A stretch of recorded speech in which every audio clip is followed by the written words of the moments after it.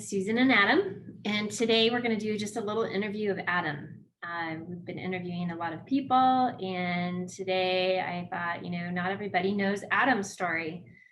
So, Adam,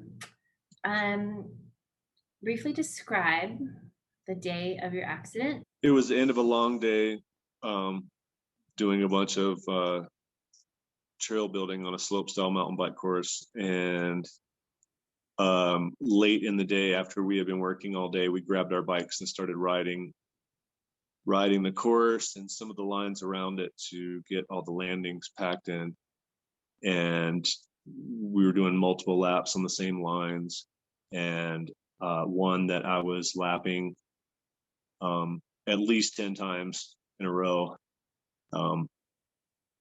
I basically hit a jump just a little bit wrong and ended up outside of the landing zone and rotating forward into kind of a little bit of a nosedive, and was unable to ride it out, set the front wheel down and ride it out. So I threw the bike to the side so I wouldn't land on the handlebars of my chest cavity, and started swimming in the air to try to do as much of a tuck and roll as I could so I wouldn't land headfirst in a wheelbarrow position, which would have most likely ended my life. So I was able to swim forward kind of into a tuck and roll enough so that when my head finally hit the ground, my butt was kind of like above my head, and so my body weight and the inertia of my body kept going past the point where I hit my head, instead of all of that weight piling up into my neck as it broke. And my belly was probably 8 or 9 feet off the ground.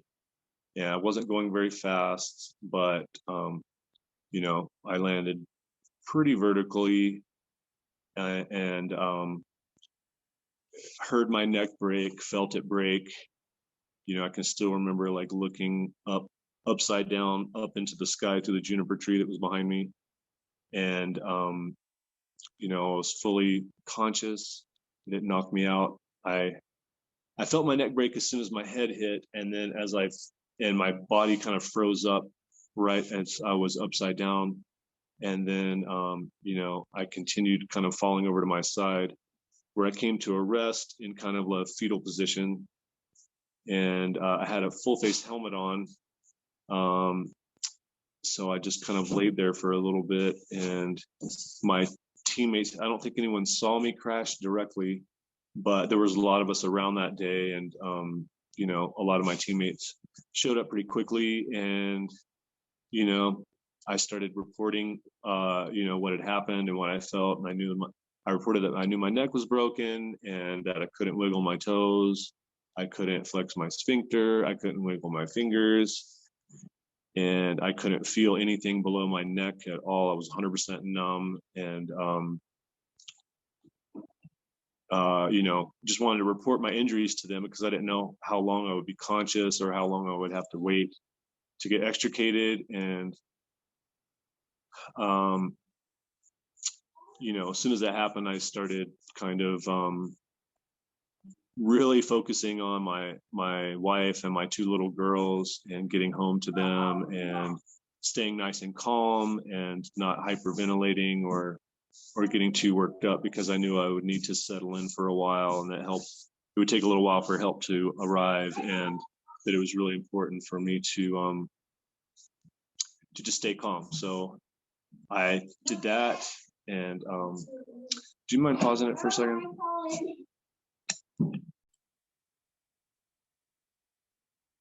Yeah, so I was just basically saying that I knew that I needed to like settle in and stay calm, and that it would take a little while. And so my teammates, they called 911, and while we waited for the first responders to come, then we called my wife. And I was 100 miles away from home at the time, and so my friend, when he was talking to my wife, he was like, Adam hurt his neck and he's going to go in to get it checked out because he didn't want her to freak out and, you know. So at no time you really went into shock. You kind of like made your whole self aware of what was going on and just calmed yourself down and stayed. Yeah. I may have been in shock, but I knew right away that, that's one of those times you just have to kind of go to work and, and really, really focus on exactly what has to happen and not be distracted by anything else. And so, I knew that I couldn't move my neck and that I shouldn't be thrashing around and getting upset.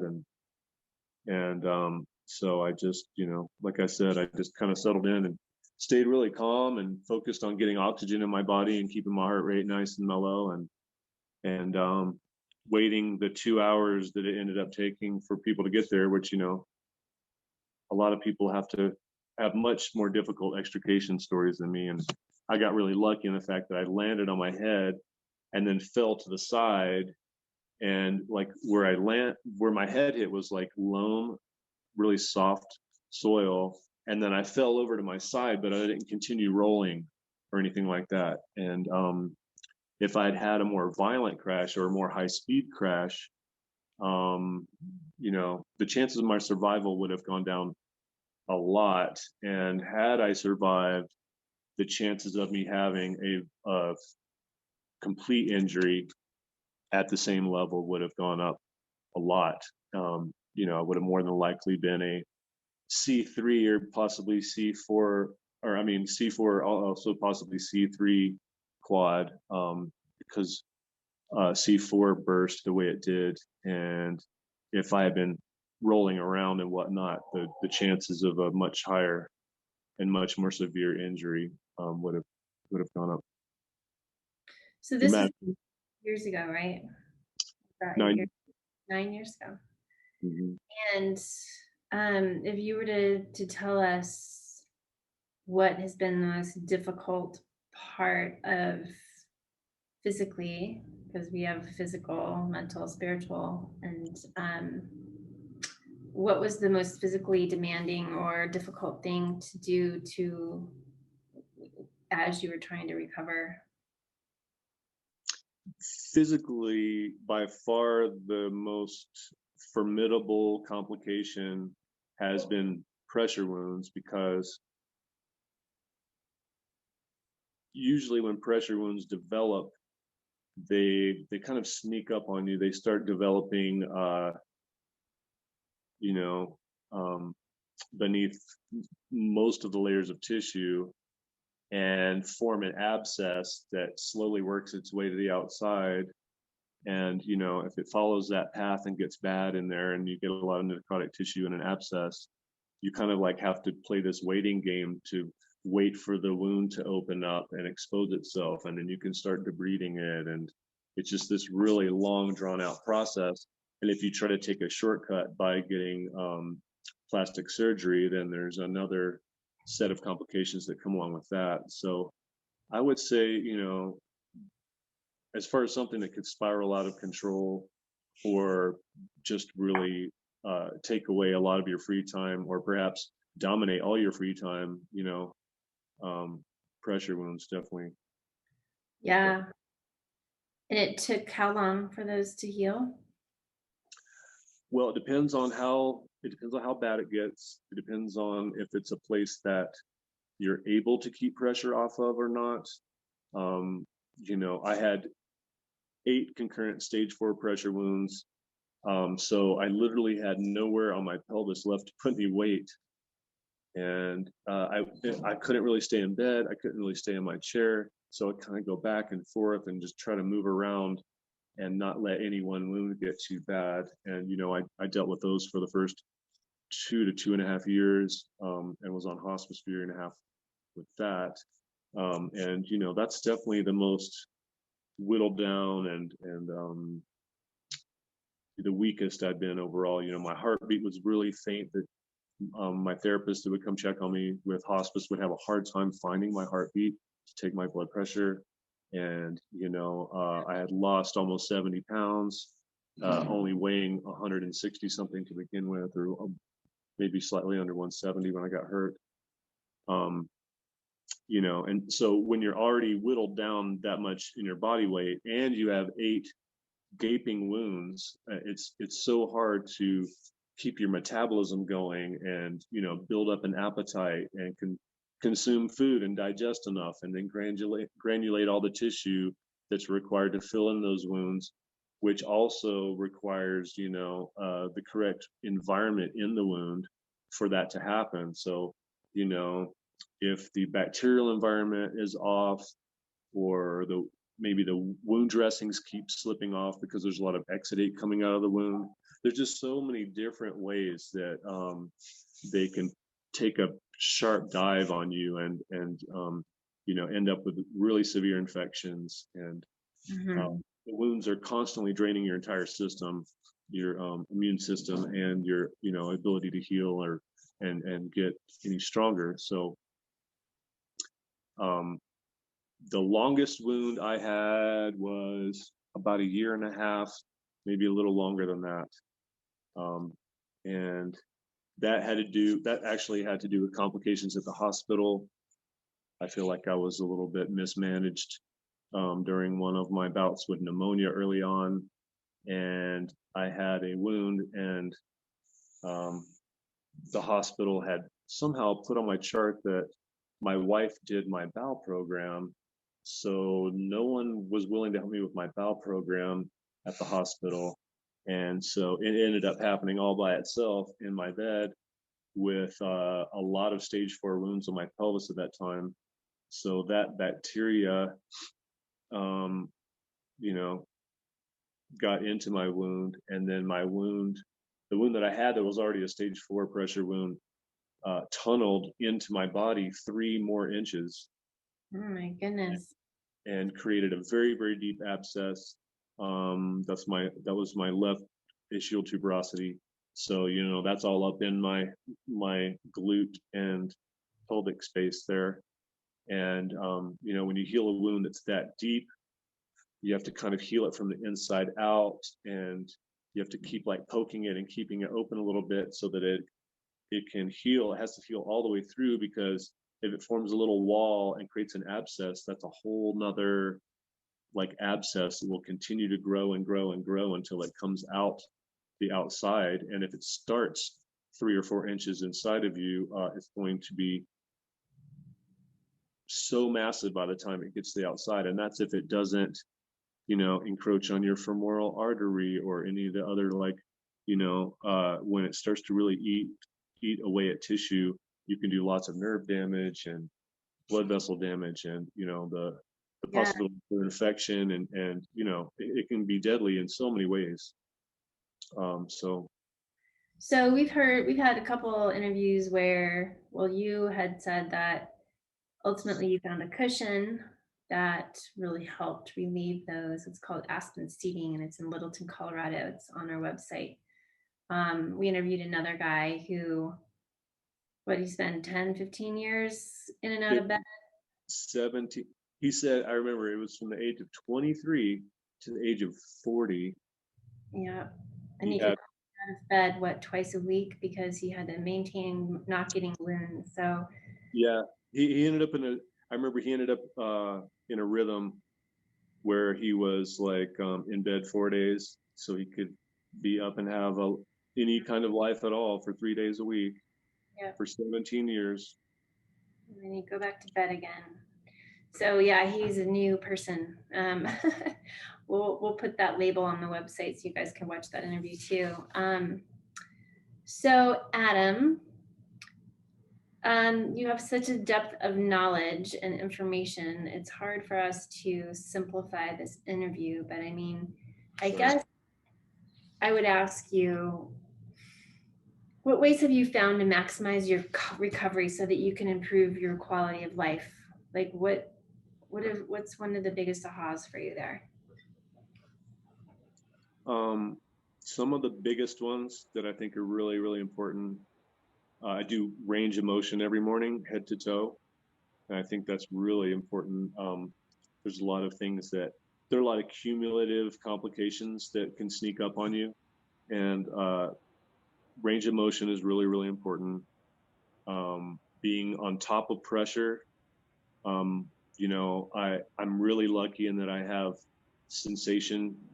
I didn't have full body sensation right away, but I do now. And, so it's a lot easier to tell when pressure spots build up, but a lot of people aren't able to feel that. And having someone else check their skin is really, really important.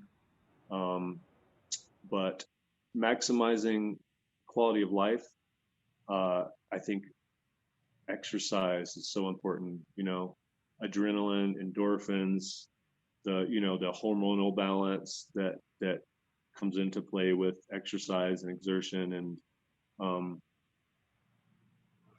feeling like we've done something. And then it's a lot easier to sit around and rest and reminisce about the day you spent working or playing hard than it is to just sit around all day.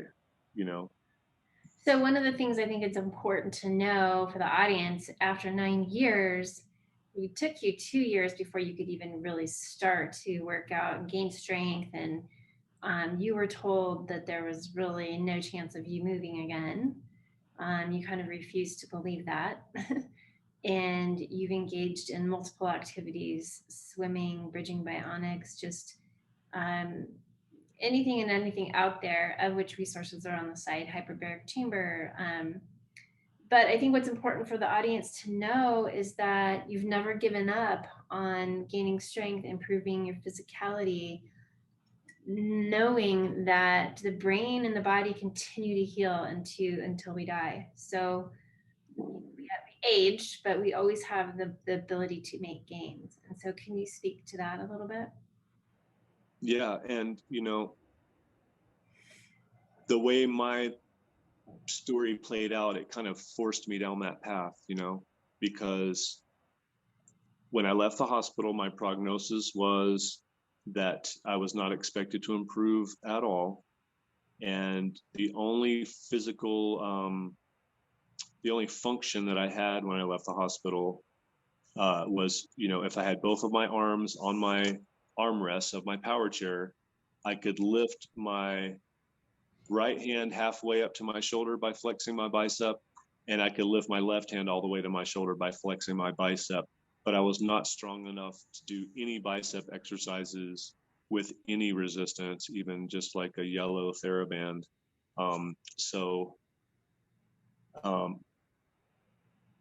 I was really unable to do anything for those first 2 years. So along the way, it seemed like I seemed to maybe have a little bit of balance, like, in my trunk, even though I didn't have any noticeable muscle contractions.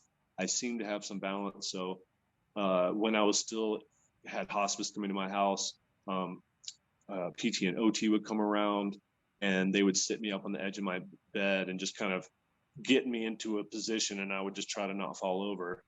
And so I tried that for a little bit because it felt like maybe I had some potential there. So we just kept working with it. And 2.5 years in, I finally went to my first official day of therapy at Aspen Valley Hospital. And wow, that's when 2.5 years later, that's when I really started trying to do stuff and, really push the envelope as much as my little envelope could be pushed. And, I had such little function that there wasn't much to work with. There wasn't much really to do. And, I've just kind of scratched and clawed my way back from nothing, and just whatever little bits I've been able to add along the way, have accumulated. But as I started back 2.5 years out, they would sit me on the mat. Like the balancing thing seemed to be the biggest potential that I had to tap into. So we worked with that a lot, and then slowly leaning forward until I, fell into someone's arms, or slowly leaning back until I fell, slowly leaning to the sides until I fell over, and just working with that. And, gradually working with trying to place a little weight on my hands and just really not being able to do much there. And Yeah.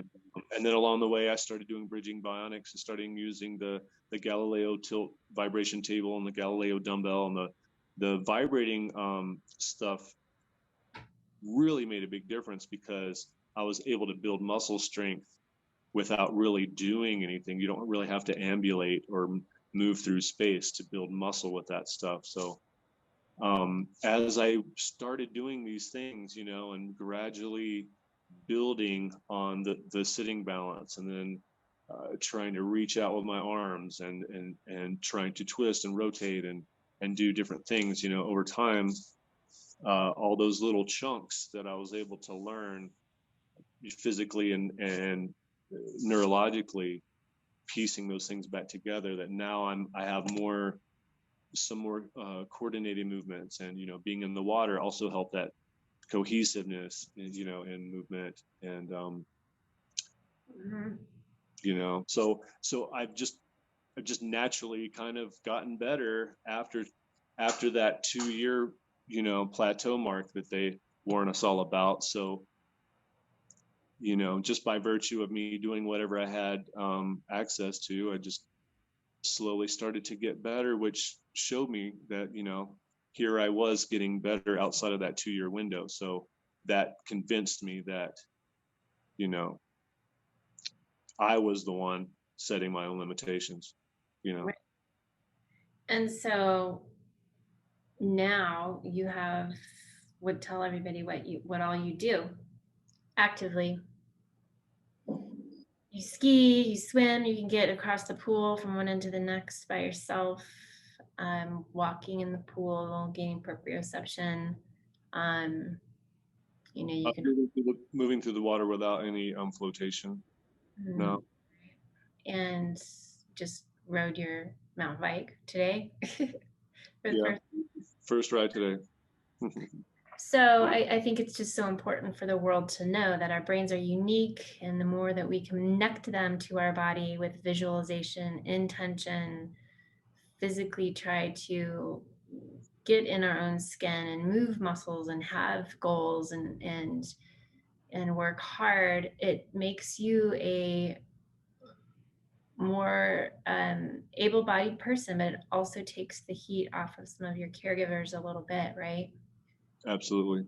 Because I remember your wife having to move you, like really, it's hard on her body because you didn't have a lot of help in the process. And now that you can help a little bit more, it's just not as painful for her. You just have more body awareness. So what we're told about paralysis, we're discovering more and more things about the brain now, and ways of waking that up and healing. And so unless your spinal cord is completely severed in half, we're all unique, and nerves are capable of reconnecting and growing. And I don't know, there's no harm in trying to get stronger and better. Yeah. I'm certain, Adam, so Adam is on Medicaid, right? Medicare and Medicaid both, yes. Medicaid, which is a whole nother conversation about, does America take care of our people that are in wheelchairs as much as other countries? Then that being said, you're only getting one catheter per month at the time.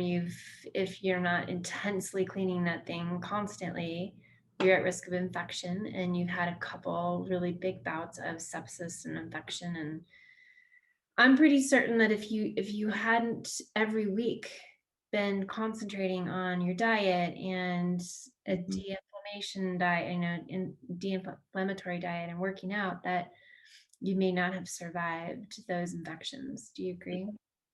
I definitely agree, because every time I've been hospitalized, usually by the time I get out, I'm whittled down pretty far and very, very weak, and my stomach is tiny and it's hard to eat, and it takes a long time to get back up to speed after that. And just this last time that I was in the hospital a few weeks ago, when I had a UTI, and one of the bacteria crossed over into my bloodstream and became, and turned into sepsis. That was the very first time when I felt like I was strong enough to have a little bit, a tiny little bit of strength left when I came back out of the hospital, and that was a good feeling. Although it was a very, it's always a very sobering reminder of how quickly the scales can tip, and you know how quickly things can go downhill. And so, yeah, the stronger I am, the stronger my immune system is. The more body weight that I have that I could possibly shed, that is, good body weight, non-toxic body weight, then that's the resilience I need to survive ultimately. Like, I want to use my hands again, I want to walk again, but the two biggest things that we all have to work on with spinal cord injury is surviving and independence. Obviously we have to survive to make anything else happen, and then beyond that, lightening the burden of all the people in our lives that help us is, Yeah. I would imagine, pretty much everyone's second goal next to survival. Yeah. We were talking about it, and I went over and helped Adam, and one of the other board members of Mods for Quads did too. And some of you have a really amazing support system. Sometimes people go out of town. Some of you don't have an amazing support system, and it is really eye-opening to notice when you get a high fever, you can become delirious quickly and not be able to give instruction to firemen or anybody for that matter. So Adam and I talked about having kind of like an emergency first aid box where you would have a thermometer and even electrolytes, like packets of minerals and electrolytes that you could drink to keep you hydrated, and an extra catheter, a blood pressure monitor, a list of who your contacts could be in an emergency, medicines that nobody else really knows about that could be dangerous in a certain situation if you had a drop in blood pressure or what have you. So that was just kind of a life-saving tool that we kind of thought about that people might want to consider putting in their houses, in case you're not always expecting life to go the way it does. Yeah, and a lot of us have things that we've found that help us that they're not going to necessarily have at the hospital. So if we do, a lot of people have, like, keep a bug out bag, so to speak, where if they have to leave the house in a hurry, they can just grab that bag, and it has maybe a few clothing items. And if people deal with incontinence or whatever they deal with, just having their their skeleton kit for their meds, and so that if that bag goes with you, that you have all the fundamental things that you may come across if you're a quad. You deal with autonomic dysreflexia, or hopefully you don't, but that's a whole nother set of little different little things you could have in a kit that might help to raise or lower blood pressure. And you were at the point where you were so ill that you really couldn't eat solids. And so understanding that taking food with you, even protein, whatever you can, nuts, protein bar, I don't know what all you might recommend there, but even a little bit of protein, if you're on an empty stomach after a couple days and you're at the hospital and you know how hours and hours and hours and hours could go by with no ability to get food, like, that should definitely be with you. Yeah, it made me think about trying to refine my liquid diet knowledge and applications a little better. Smoothies can be a little too much sometimes, like the gastrointestinal stuff that can happen with stuff that you have in a smoothie. Like like, I wonder if we were talking to another quad, you and I, in the past, who mentioned that he takes liquid aminos all the time because he was a bodybuilder in the past, and that made me think, wow, maybe I should try to take some liquid aminos, because it's easier to take two teaspoons of something than to eat half of a sandwich. Well, and even potassium and sodium, and bringing you broth and having some salt, and you did just lose a friend, didn't you, or a connection to a kidney infection, right? Mhm. So Back in January, when I had an infection back in January, and the exact same type of infection.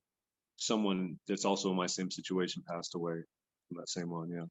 So we need to lobby for you guys in general to just, it should be, you should be able to get how many, at least a catheter a week, maybe a catheter.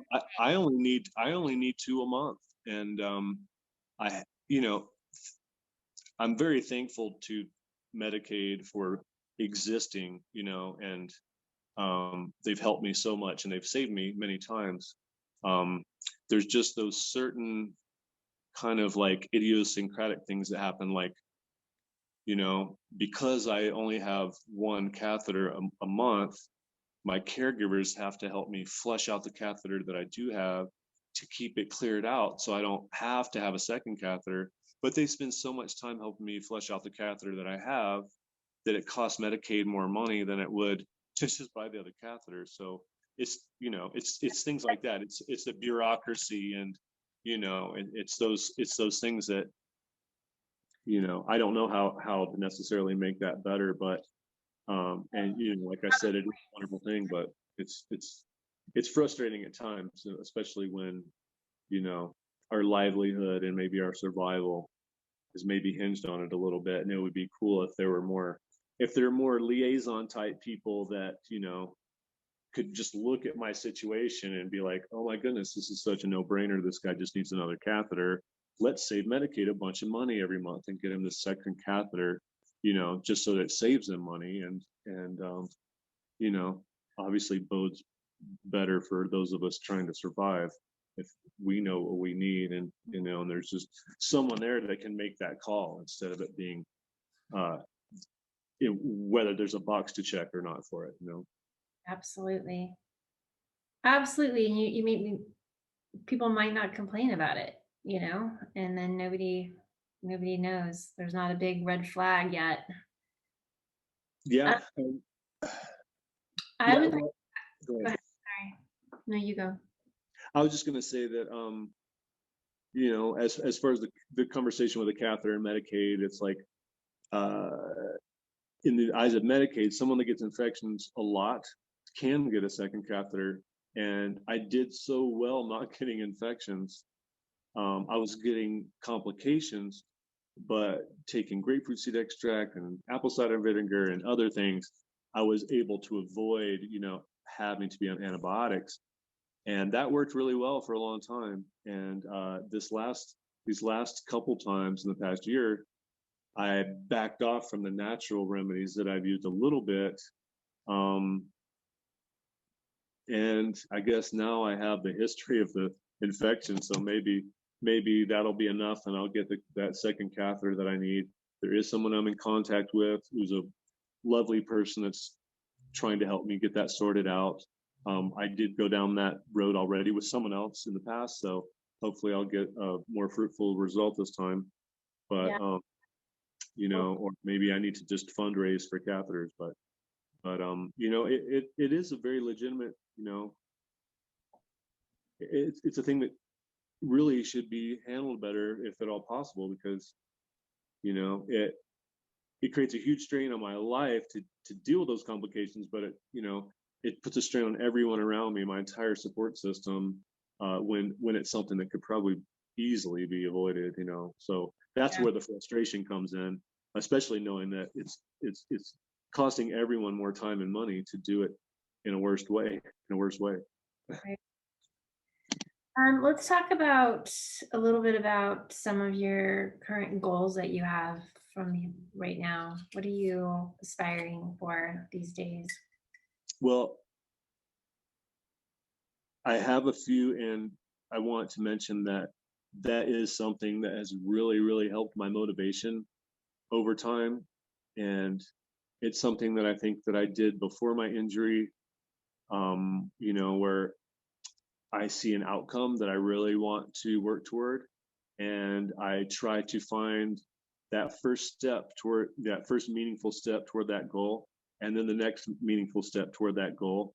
And just kind of, keeping my focus on whatever's next and not being too daunted by that, that end goal.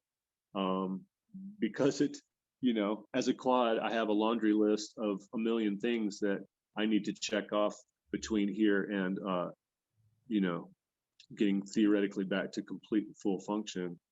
So, you know, it's just so good to be focused on that next achievable goal and setting goals that are achievable, um, you know, and that's helped me a lot. And so right now, uh, you know, I just got that mountain bike and got in that, and there's like a list of goals that come along with that based on, you know, different coordinated movements that I need to work on for like, you know, purifying movement patterns, and then adding strength, and then strategizing around, you know, the equipment and the setup. And there's a lot to chew on there. And so a lot of goals around the bike. And then my biggest goal that I haven't been able to actualize is driving. And that's going to require a different vehicle than the adaptive vehicle that I have now, because of my height and because of the things that I need to be able to do with the vehicle, like put that big bike in it and hopefully get a full-size van that I can drive my family around in, that we can park and sleep in, so that, you know, we can do vacations in this like wonderful western part of the United States that we live in.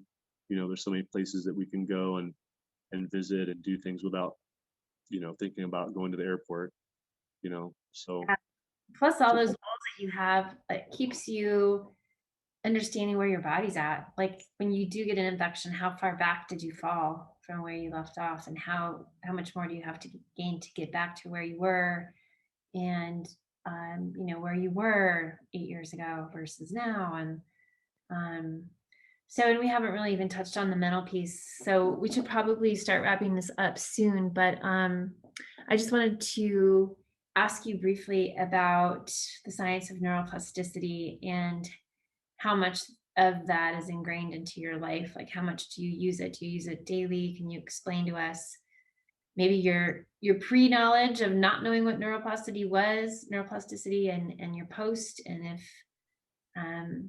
it's just how your brain always was, or if there's new tools that you use? yeah, all of that applies because before my injury, being an athlete, playing basketball, mountain biking, snowboarding, um, you know, high jumping, some of the track and field things I did, there was a lot of visualization, a lot of, you know, sitting and meditating basically, and just trying to purely place myself in a situation and doing mental rehearsal in that situation as clearly and, you know, refined as possible, so that it's, you know, kind of as lucid as possible. And I remember seeing the movie Cool Runnings and how they learned the, you know, the bobsled turns and, you know, memorizing everything. And I was like, wow, that's really cool. And I started using that in, you know, mountain biking and different things that I did in racing. And you know, so then when I did get hurt, um, you know, recovering from spinal cord injury is a lot like training for athletic competition, because, you know, you need to be aware of your weak links and your strengths, and how to, you know, build on your strengths and whittle away at your weaknesses, and finding the mental and psychological tools to kind of maximize those outcomes. And then, you know, so, you know, when I got hurt, I was able to kind of evaluate my situation, look at the things that I needed to work on most immediately, coupled with setting longer term goals. But, you know, I got hurt. I started kind of whittling away based on, you know, what I did know before, and then slowly started to come into more contact with neuroscience and neuroplasticity, and people, you know, applying that specifically toward spinal cord injury, like, you know, Joe Dispenza. Then when I, you know, met Lauren and started doing the NFI stuff, where I met you, and started doing the neuroplasticity in the water, that was huge for me, you know, and I learned a lot of tools doing that, being focused on that, those intensives that we did. And then coming away from that, like nowadays, I do a lot of visualization around healing myself, around gaining weight, around visualizing myself being healed and being physically stronger, and um, you know, doing similar um, what's the term for it? Just mental repetition, basically, where I put myself, you know, right when I got hurt, right after my surgery, when I was still in ICU, I I just felt like I needed to, you know, I just realized when I was in ICU that everything that I had done, every little action that I had done was slowly fading into the past, you know, and that the more I could keep those memories and movement patterns alive, uh, you know, the greater likelihood that I'd be able to, you know, actualize them and get back to them again. And I remember asking one of the doctors, I was like, you know, I feel this kind of I feel like I should be doing this, you know, like I should keep, I should keep doing these mental activities and like keep all this alive and awake and as fresh in my mind as possible. And that wasn't as well received as I expected it to be. And they're like, oh yeah, well maybe that could help. Yeah, you should probably keep doing that. That might be, you know. Right. But now looking back, in terms of what I would tell myself, you know, um, if I could, you know, hop in a time machine and talk to myself when I was in the ICU, I would drive that point home like crazy. You know, every single memory, every movement pattern that you can remember. You know, like I would visualize dropping into the dirt jumps on my bike, or snowboarding, or you know, doing something with woodworking with tools, or a stretch, or any kind of basic movement pattern, and just really, really putting yourself there, you know, in the most lucid way possible, picking up on every little sensation, every little uh, bit of input, and keeping all that alive. Because once you start, you know, when you have an orthopedic injury and you twist your knee up really bad, when you first pull it out of the brace, sometimes it's like your knee, it's almost like your knee doesn't know what to do anymore. Like the movement, it doesn't know what direction it's supposed to be anymore, especially if it was really badly dislocated or something. And it Yeah. takes a while to get, you know, to start working with the knee and doing those movement patterns. And that's with complete, you know, everything neurologically is fully intact there. But even then, we still have to like rebuild those movement patterns. So, Yeah. um, you know, the more awake, the more alive we can keep all of those inputs, I think, you know, the easier it is to get back to it as we start piecing function back together, you know, Yeah. in our recovery. Well, our body doesn't necessarily know the difference between memory, visualization, imagination, and actually doing it. The brain responds the same way to all of them. So, um, yeah, for any of those of you that are newly injured or even have been injured for quite some time, or just are have paralysis for some other reason, um, lighting the brain up with all of that is really super powerful and has an effect on your body. There's tons of studies.